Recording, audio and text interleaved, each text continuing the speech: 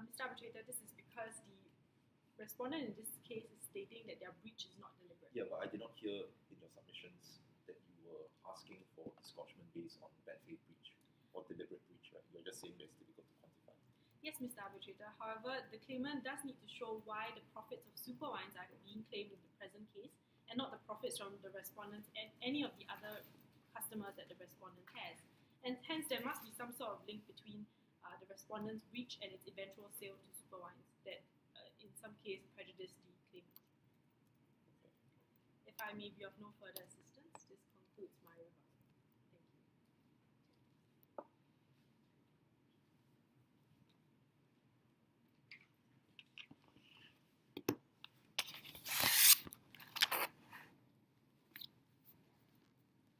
you. Mr. Arbitrator, 1 point, sir, rebuttal. We note that the counsel for the claimant argues that we have intensified our negotiations with super wines after the breakdown of relations between the respondent and the claimants. However, that does not detract from the fact that negotiations has already been ongoing since January 2014. And if I may refer this tribunal quickly to page 13 of the record, this is a witness statement by Ms. Buharit, claimant's development manager. Now at page 13, the last paragraph,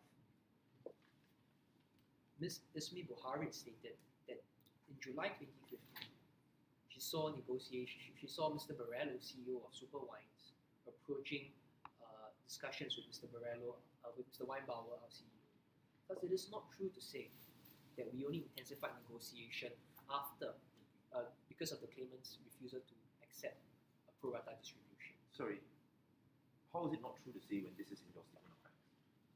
So, Mr. Arbitrator, we know that we intensified negotiation from due to the breakdown of contractual relation between the parties.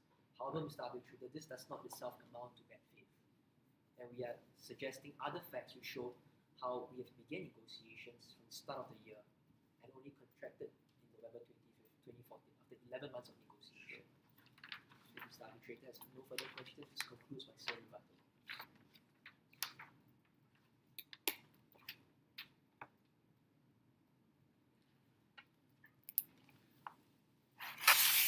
So is the laptop set up? Yes.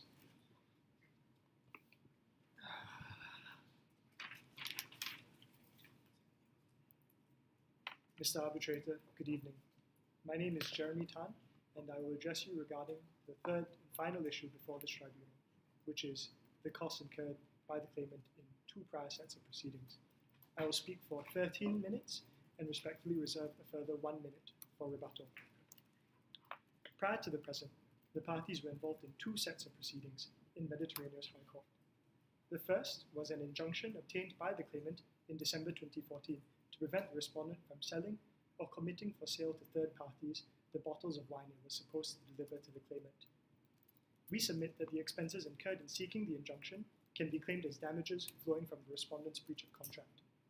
The second set of proceedings concerned the respondent's application for a declaration of non-liability in January 2015 in breach of an arbitration clause in the contract.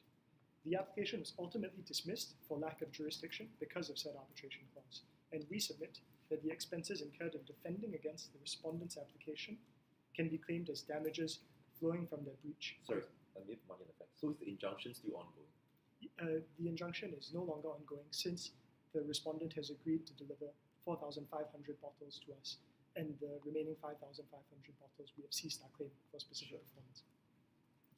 For both sets of proceedings, we have 2 broad submissions. The first is that the claimant can, in principle, be compensated for those expenses under Article 74 of the CISG, and the second is that the claimant's acts that incurred the expenses claimed were reasonable actions in the circumstances and therefore satisfy the requirement of mitigation under Article 77 of the CISG. I'll first turn to the first broad claim. And our position here is that the claimant can be compensated because of the principle of full compensation and because the costs that we incurred were incurred in the reasonable pursuit of our legal rights. Article 74 itself is very broadly phrased, and although legal expenses are not specifically mentioned in Article 74 or its travaux, it is well accepted that the CISG does not define categories of loss explicitly. Rather, the general and foremost principle for damages under the CISG is that of full compensation, which mandates that damages be awarded to cover any loss that would not have occurred had the I contract think been that's just the performed. general principle of contract law, right? To compensate the person for the losses suffered from the breach. But I don't think it's a common thing that people claim for costs in other proceedings as damages. Shouldn't that have been dealt with in the courts of Mediterranean? You ask for costs there. Mr. Arbitrator, it's true that the question of costs was addressed by the Mediterranean High Court. However, we say that at And what times did they decide? they held that each party was to bear its own costs in accordance with Mediterranean's code of procedure. Right. However, we say that in certain situations, decisions from several jurisdictions support that full compensation includes a claim for the cost of reasonable pursuit of one's rights, which can extend to legal expenses. For example, in the German appellate courts, in the shoes and stolen car cases, in the Swiss commercial courts, and the garments and wood cases, and also CTAC arbitral decisions, in particular the nickel plating and chrome plating cases. The common thread running through these decisions is that if I incur legal expenses prior to the main body of litigation to compel or ensure your performance, then I'm entitled to be Are those reimbursed. cases in which a national court had already given an order as to cost? It is true that none of those cases concern a prior decision, as it were. There is a case, however, that did, and that is the case of West Tankers, though it is more relevant for the second set of proceedings, the declaratory proceedings, if I could briefly turn to address. Sure. In that case, a vessel owned by the claimant and chartered by an Italian company collided with a jetty owned by the company, and the charter party had an arbitration clause specifying London as the seat, but the company's insurers brought court proceedings in Italy for the sums they paid out. The arbitral tribunal, and later a court affirming that tribunal's decision, held that the insurers were liable to the claimant for the legal fees and expenses incurred in connection with the Italian proceedings, though the Italian court had already awarded costs. And this was because, and this principle is echoed in the decision by ICC Tribunal and affirmed by a 2013 Swiss Federal Supreme Court decision. And I suppose that they said that we would do so because they went against an express arbitration clause. Yes, Mr. Arbitrator, but we say that the principle is generalizable to our present circumstances, including the issue of the injunction. And this is because of authorities on the matter, such as Professor Berghard Pilz and also Professor Bruno Zeller, who all say that this principle of reasonable pursuit of legal rights can encompass general activities undertaken to protect or defend Did your they legal rights. specify costs for bringing proceedings in the national court? They did not explicitly say that in regard to, for example, an injunction, but regarding proceedings brought in breach of an I suppose arbitration. my concern here is just that, is this res judicata? Yeah, Mr. Arbitrator, we would say that it is not res judicata because the issue before the Mediterranean High Court is very different from the issue before this tribunal. And the issue before this tribunal is whether or not the costs incurred in the prior proceedings flow from the respondent's breaches. And we say that is the controversy that this tribunal must direct itself towards. I'm quite interested to hear as to why you say that seeking the injunction was reasonable and was a form of mitigation. Certainly, Mr. Arbitrator. But before we turn to that, could I briefly address you on the adverse authority regarding my first proposition? Sure. There is a line of cases that the respondent will no doubt cite that appears to contradict our view, and the chief authorities among those are the US Court of Appeal case of Zapata Hermanos and Hearthside Baking, as well as the CISG Advisory Council opinion number 6. In Zapata Hermanos, the Court of Appeal found that a claim for the litigation costs in the same proceedings could not be awarded as damages under Article 74. But we say that this view can be reconciled with the present situation because this is unlike a situation where the claimant seeks costs incurred in prior proceedings. Moreover, the court in Zapata, Sorry, this is unlike the case where unlike our present case where we are seeking costs incurred in prior proceedings and prior to the main litigation. Moreover, the court in Zapata did acknowledge that certain pre-litigation legal expenditures would probably be covered as incidental damages. So accordingly, we say the authorities are reconcilable on those grounds.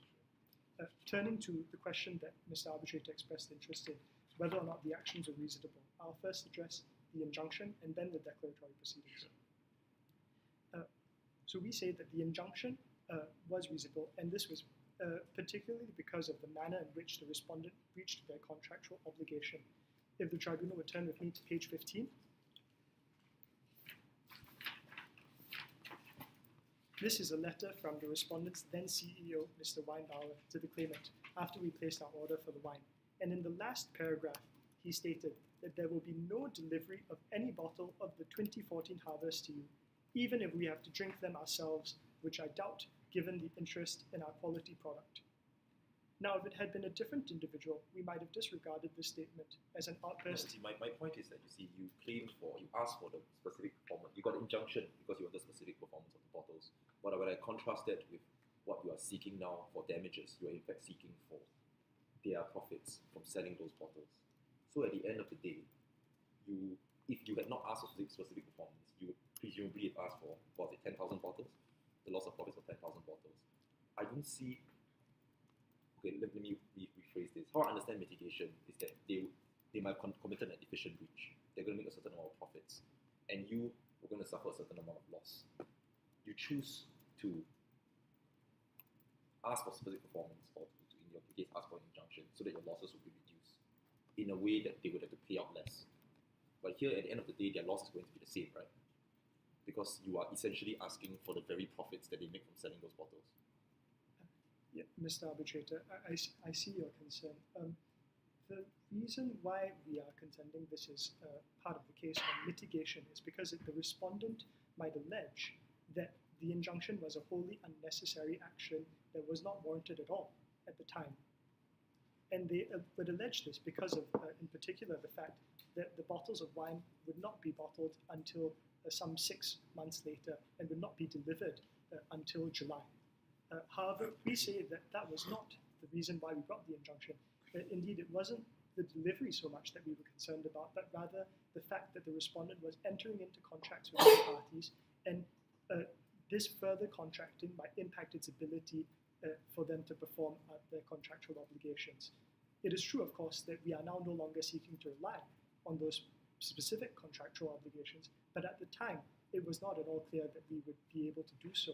We had not yet obtained substitutes, and we had not received the offer of 4,500 bottles from the respondent for their performance. So at the time, we had no idea if we would be able to count on them to do so.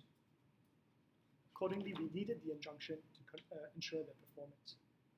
Turning to the declaratory proceedings,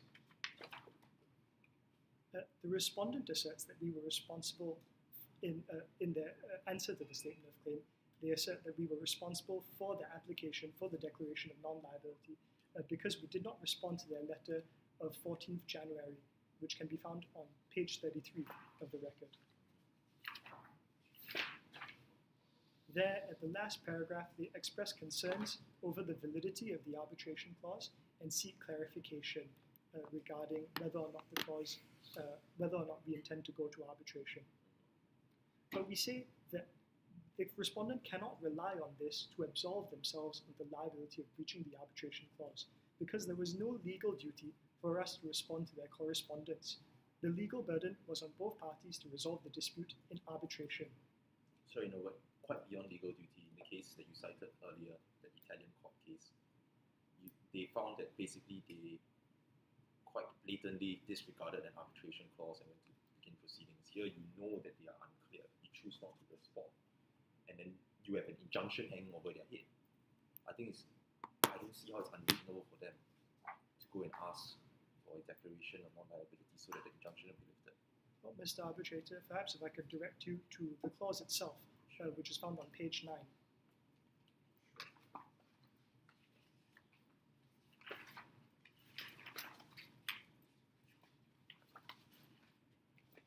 There at Article 20, that contains the arbitration clause between the parties, and the last paragraph is unambiguous.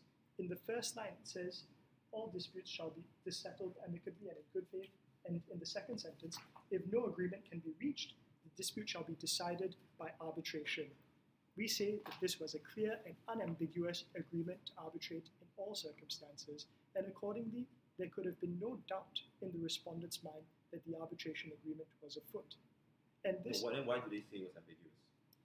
The reason why they say it was ambiguous was an apparent defect in the arbitration clause, which referred to a non-existent arbitration institution. Right.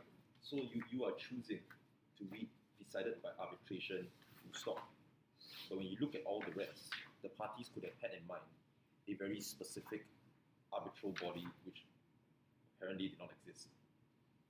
Mr. Arbitrator, we say that the apparent defect it doesn't rise so far as to vitiate the entire arbitration clause. And indeed, in particular, it's key that the tribunal or the institution referenced was abbreviated as the VIAC. However, there is actually only one international arbitration tribunal operating in Danubia, which is the seat of arbitration specified. At page 60 of the record, at paragraph 55,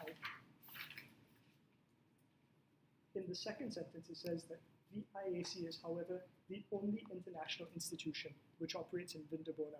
Accordingly, we say the respondent must have been aware that that was the institution being referenced. Mr. Arbitrator, I see that my time is up. If I might have a minute to conclude my submissions on this point. Sure. Accordingly, we say the mere fact of this minor defect could not have made the respondent question the arbitration clause's validity. In support of this, there is also the case of Argonaut and New York Reinsurance, where a plaintiff queried the defendant if they would agree to litigation despite an arbitration clause, and they gave 30 days for them to respond before initiating court proceedings. The defendant there did not respond, but the District Court of Illinois held that the defendant had not waived any arbitration rights by not responding and was perfectly entitled to assert its right to arbitration only at the litigation proceedings. So we say that in the context, there was no excuse for the respondent to violate the arbitration clause. If the tribunal has no further questions, that concludes my submissions.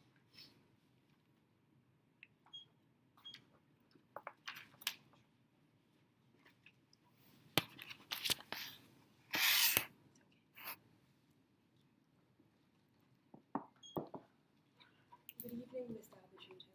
My name is Li Tian, and I'm the second counsel for the respondent, Vino Veritas. I will be speaking for 12 minutes, and I respectfully reserve one additional minute for rebuttal.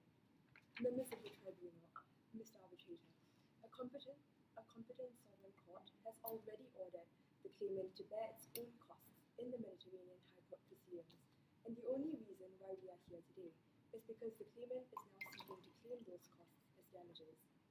In response to the claimant's request for the attorney's fees it incurred in the two proceedings in the Mediterranean High Court, we say that attorney's fees cannot be claimed on the basis of Article 74. And even if they could, the claimant is precluded by its own conduct from claiming the attorney's fees it incurred. The claimant has relied on a number of cases for the proposition that Article 74 encompasses a claim for costs incurred in the reasonable pursuit of one's legal rights. But with respect, members of the tribunal, those cases do not stand for that proposition, and we may distinguish them. In the German cases that the claimant has cited, the tribunals explicitly referenced and applied German practices and statutes, and justified their award of attorney's fees under Article 74 on the basis of the influence of national practice.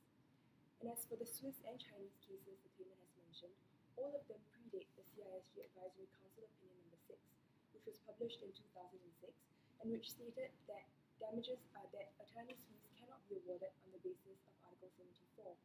And in fact, what the claimant has failed to mention was that current Chinese tribunals and courts do not award attorney's fees under Article 74, but award them under the CTAC arbitration rules instead. And as for the West Memphis case that the claimant has cited, that was not a CISG case, but it was a domestic United Kingdom decision. And in fact, it was decided on the basis of the application of the Brussels regulation, so it can be distinguished from our present facts. So you're saying that Article 74 does not at all allow for a claim for Yes, Mr. Arbitrator, legal fees. for attorney's fees incurred. And sorry, what is the weight given to these advisory opinions? It is a persuasive authority, Mr. Arbitrator. So this court is to have regard to it, as it is to have regard to the opinions of academic commentators writing on the CISG. Right, and are there academic commentators who disagree with you? There are academic commentators who disagree with the respondent's view. There are academic commentators on both sides. However, the respondent's submission is that In all of these cases that the claimant has cited, Germany, Switzerland, China, as well as in the United Kingdom, these countries all adopt the rule that each party is at its own cost. But here, Mediterranean does not. If I may refer this tribunal to page 59 of the record, Sorry, how is that relevant? The Mediterranean does not, and in those cases, the national courts decide otherwise.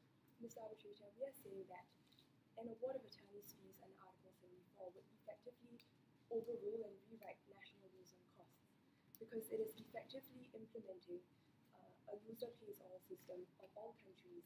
But the award of costs in litigation is an important issue of national public policy, and we cannot overrule all of these countries' procedural rules on costs by awarding attorney's fees under Article 74. Okay. Mr. Arbitrator, the claimant has also mentioned the case of Zapata Hermanos against Health Baking, and in fact that is the locus classicus on the award of attorney's fees under Article 74. And in that case, Judge Posner actually mentioned what I have stated just now, and he asked in a rhetorical question. He said, how likely is it that the United States would have signed the CISG if it had known that by doing so it was abandoning the hallowed American rule that each party is to bear its own costs? Therefore, his reasoning was that costs are a matter of procedural law to be governed and decided by each legislature under its own rules and not to be put under the umbrella of Article 74. Sure, but then isn't there a distinction here that what you're saying is that when you claim for this fees, it's in a very different context. In fact, Mr. Arbitrator, indeed, the claimant has sought to distinguish Zapata Hermanos on the basis that in that case, those were attorney's fees incurred in the present proceedings. Right. But our current case are a set of attorney's fees incurred in the prior set of proceedings. But we say that the claimant is essentially relying on the same breach that it relied on in the Mediterranean High Court. And this breach is the respondent's refusal to deliver the 5,500 bottles of Diamond Mata Mountain. So if we just clarify for me, so in the Zapata decision, what were the proceedings there? Mr. Arbitrator, it was the United States Court of Appeal decision. So the claimant in that case was asking for the attorney's fees that it had incurred in the proceedings itself. So there's only one proceeding, There was just one set of proceedings. and they were asking for the legal fees incurred in that proceeding. In that proceeding, yes. And And the court did not award them the legal fees that they incurred. right. So it doesn't matter, right, whether or not they're relying on the same breach or a different breach. As in, there is quite a big distinguishing factor between that case and your case, which is that if you have a separate tribunal and a court proceeding. Mr. Arbitrator, another reasoning that was mentioned in that case by Judge Posner, which we say can be applied to our current facts, he cited the principle of equality between contracting parties, which he said would be breached if attorney's fees could be awarded under Article 74. And the reason for this is that the ability to recover damages under Article 74 is grounded on a breach of contract. Therefore, a successful claimant would always be able to recover attorney's fees. However, a successful respondent would not be able to do so unless he can also prove that the claimant had committed a breach of contract. So it's only if he has a successful counterclaim that he would also be able to claim attorney's fees. Mr. Arbitrator, now if I may move on to the reasonableness of the application for the injunction proceedings. As Mr. Arbitrator had earlier pointed out, in a typical mitigation scenario, the claimant is to reduce their loss so that the respondent can pay out less when we pay our damages. But we see here that the claimant is trying to have its cake and eat it too, because in fact their actions after Rather, their outrage- point is that they wouldn't know at that point in time what exactly they're going to do, or they are going to be able to find substitutes. So the safest course of conduct for them is get the injunction. In fact, Mr. Arbitrator, after they had obtained the injunction, they sat on the injunction for 7 whole months before bringing the current proceedings. And in fact, they immediately started looking for substitutes after our breach. And even after they had obtained the substitutes, they did not discharge the injunction, but they waited for 7 whole months. So Well, they shouldn't obtained, you be the one that's trying to discharge the injunction of them? indeed, Mr. Arbitrator, and that was the reason why we went to the Mediterranean High Court for a declaration of non-liability. No.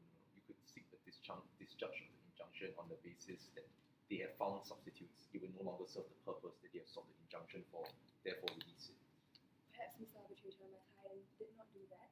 However, we still say that in any case, their application for an injunction was not a reasonable action. It was not a reasonable pursuit of their legal rights. And we say that the reason for this was that they had various other alternative actions which they could have taken. They could have applied for an injunction under Article 33(5) of the BIAC rules, and such an action would have been in line with the arbitration clause in our framework contract. But they did not choose to do so. And in fact, after obtaining the injunction, as I have mentioned, on the 12th of December 2015, they waited for 7 whole months, and they are only bringing the current proceedings on the 11th of July 2015. So we say that, at best, the claimant was taking its time to enforce the rights they believed that they had, and they unconsciously prejudiced the respondents. Is there a need for them to rush though? You seem to place a duty on them to have to act immediately. No, Mr. Arbitrator, we are not placing a duty on them to act immediately, but we are merely saying that we can draw inferences from their lack of action in these 7 months so this tribunal can decide whether or not their actions were reasonable. So in the inference you're asking the tribunal to draw is that their action was not a reasonable pursuit of their legal rights, and alternatively that it was not a reasonable mitigatory measure. So we say that at best, the claimant was taking its time and thereby unconsciously prejudicing the respondent, and at worst, that its application was a calculated scheme to prolong legal proceedings and leave the respondent in an extended period of commercial uncertainty in the wake of one of the worst harvests in the last 10 years. Now, in addition to sitting on its rights under the injunction, the claimant has also asked for disgorgement of profits, as Michael Counsel has mentioned. And the third thing that they are asking for is that they are seeking for damages for the breach of the arbitration agreement. However, Mr. Arbitrator... Sorry, I thought they were seeking for the legal fees incurred in yes. you bringing the non-declaration. Yes, Mr. Arbitrator, but they are seeking for the attorney's fees as damages. Right. So they must have a breach on which to base their request for damages. Sure. So the respondent's submission is that the claimant is precluded from claiming the attorney's fees it incurred in his defense against our action for a declaration of non-liability. And if this tribunal will turn with me to page 33 of the record,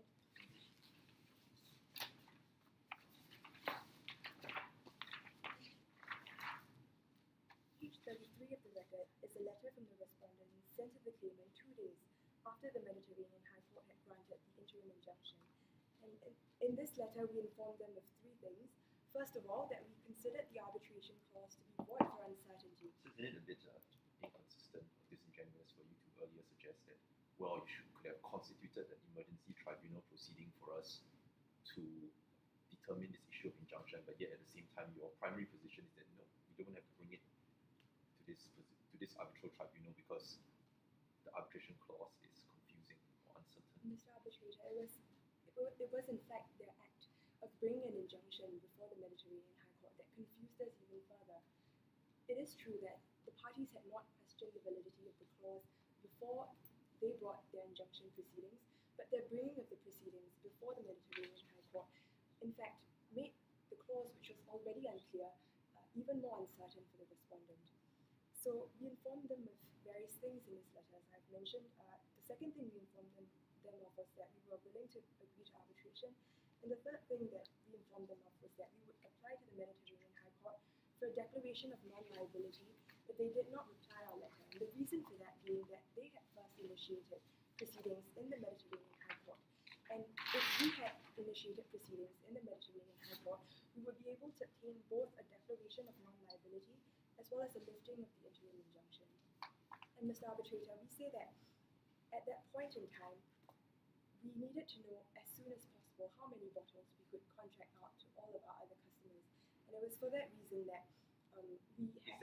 Is there any case which has said before that if you have reason, or not reason, but if you are genuinely mistaken as to the ambit of arbitration clause and you breach the arbitration clause, that we should not award damages against you? No, Mr. Arbitrator. We do not have any case which stands for that proposition. However, authorities in arbitration such as Gary Bourne has written that an arbitration agreement is not merely a negative undertaking not to litigate, but it also encompasses a positive obligation to take part in a process which requires a substantial degree of cooperation. And we see here that the claimant did not cooperate with us in resolving the uncertainties created by this pathological arbitration clause. Sure, but the point is that you have breached the arbitration clause, yes? Indeed, Mr. Arbitrator. So you accept that you breached the arbitration clause. We may assume for the current proceedings that we have breached the clause. However, we are saying that they cannot rely on our breach To claim to damages. claim damages. And the reason for that was because they did not fulfill their duty to cooperate, as I've already mentioned. And in fact, Mr. Arbitrator, I see that my time is up. If I may briefly summarize my submissions on this point. We had at that point in time tried to negotiate with the claimant, but the claimant refused all of our attempts at negotiation. They insisted on 10,000 bottles, and when we wrote a letter to them to clarify the position, they So I just answer this question. How does a failure on their part to cooperate, even if I accept that, affect their right to damages? Mr. What contractual doctrine are you referring If I to? may refer you to Article 80 of the CISG. Sure.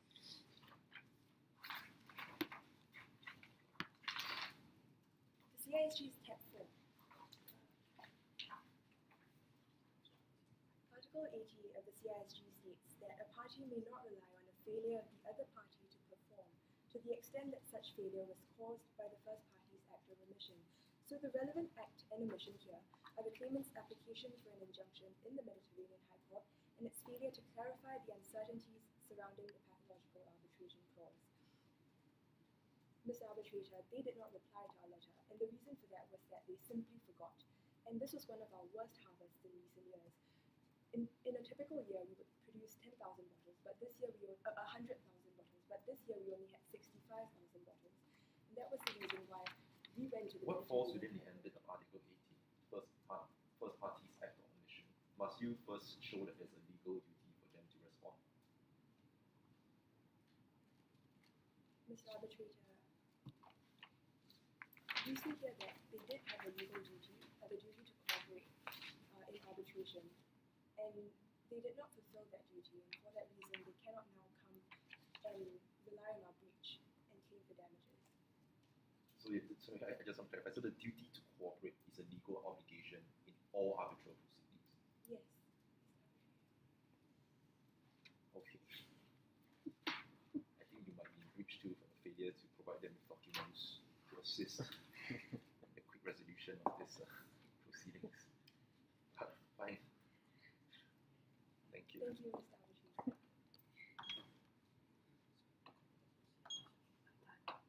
Every party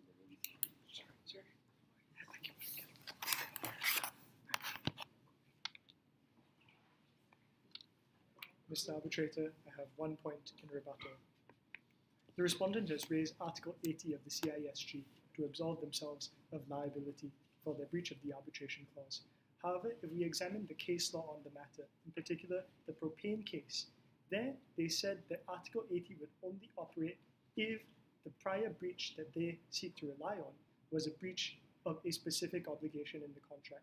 And there the specific obligation was the seller's duty to name a place of lading. There is no analogous breach of the contract. Sorry, does it have to be a breach of the contract before it can be Article 80? Mr. Arbitrator, in that case, that was the But I'm imagining situation. a situation where I contract with you to come to my shipyard to build something. There is no contractual obligation for me to let you into the shipyard and then I lock the doors and you can't enter. Then you say, oh, we breach of contract. Of course, I'm sure someone can rely on Article 80, right? Mr. Arbitrator, we say that while it might not necessarily have to be an express contractual stipulation, it must be a breach that causes or effectively causes the other party's breach that they are now seeking to be And that's absolved the from. point that they've just made, right? You failing to reply, you initiating the proceedings there, led them to be extremely confused and believe that that was the choice that you have made. So they went to seek a declaration of viability. Yes, but Mr. Arbitrator, extreme confusion is not causation. It was still perfectly within their ability to honor the arbitration clause, and we say, given the unambiguous nature of the agreement to arbitrate, it was still clear and obvious that they should have honored the arbitration clause, and accordingly we say that Article 80 is not engaged. If the tribunal has no further questions, that concludes my rebuttal.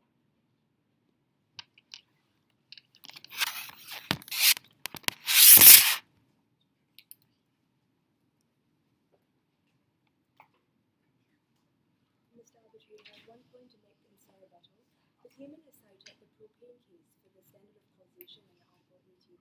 However, according to academics such as Professor Thomas Newman, the test is the causation requirement is not a strict threshold, but the test is merely whether it would be unreasonable to require the respondent to strictly adhere to its contractual obligations.